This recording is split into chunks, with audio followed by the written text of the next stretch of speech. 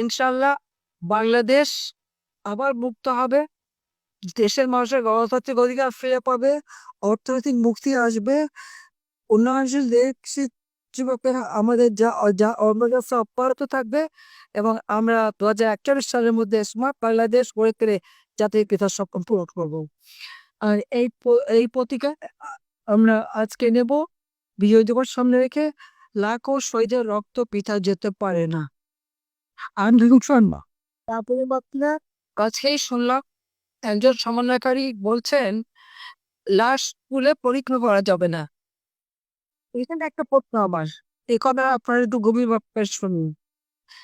তারা কেন বলছে যে লাশ উপরের থেকে তুলে পোস্টমর্টম করা যাবে না বা পরীক্ষা করা যাবে না? কোনো পরিবার যদি চায় বা মামলা থাকতে যদি চায় তো অবশ্যই লাশের পোস্টমর্টম করা যাবে, কিন্তু তারা দিতে চায় না। কেন চায় না জানেন? কারণ এই হত্যাগুলি এরা নিজেরা ঘটিয়েছে। ওই যে বক্তৃতা দিচ্ছে, এরাই এই কিলিং এজেন্ট নিয়োগ করেছে, এরাই ওই মিছিলে ক্লোজ রেঞ্জে গুলি করে হত্যা করে সরকারের উপর দায়িত্ব, আওয়ামী লীগের উপর দায়িত্ব দিয়ে আওয়ামী লীগের ভিতরে মিথ্যা মামলা দিয়েছে। এরাই হত্যাকারী। সেই কারণেই তারা লাশ তুললে পরে, পোস্টমর্টম করলে পরে আসল সত্যটা বের হয়ে যাবে।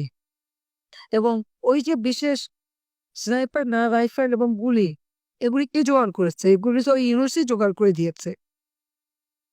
যার জন্য যখনই তার উপদেষ্টা ব্রিগেডিয়ার সরকার বললো যে এটা তদন্ত করতে হবে, সেই তাকে সরিয়ে দিল। এই সরিয়ে দিয়ে প্রমাণ করলো যে এর জন্য সেই এই হত্যার জন্য দায়ী।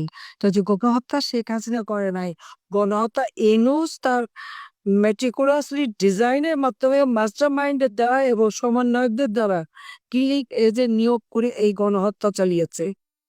নাহলে আওয়ামী লীগের প্রায় 1000 উপরে নেতা কর্মীকে হত্যা, 2-3 হাজার পুলিশ হত্যা, সংখ্যালঘুদের হত্যা, এই হত্যার লোক তারাই ঘটিয়েছে।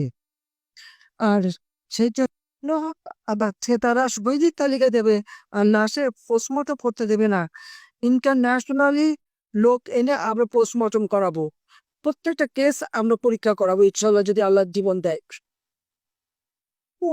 আল্লাহ যদি আপাস দেয়, সব কটা লাশের ময়না তদন্ত করে তা প্রকৃত মানে খুন কারা করেছে সেটা বের করে তাদের শাস্তি আমরা দেবো। এই